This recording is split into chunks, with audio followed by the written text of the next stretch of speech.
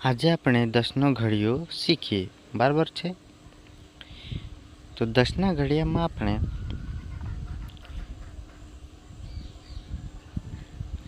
આપેલ સંખ્યાના પાછળ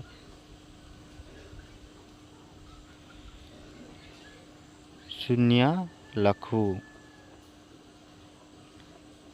ઓકે,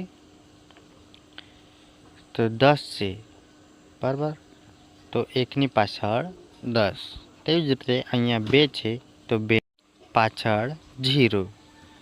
અહીંયા 3 છે તો 3ની પાછળ 0। 4ની પાછળ 0।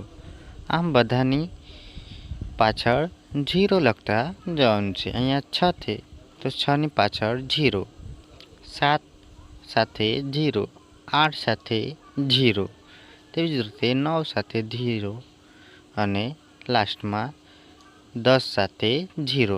આમ આપણો 10નો ઘડિયો કમ્પ્લીટ થઈ જાય છે। આવા જ વિડીયો જોવા માટે ચેનલને લાઈક અને સબસ્ક્રાઈબ કરી આપજો। Thank you.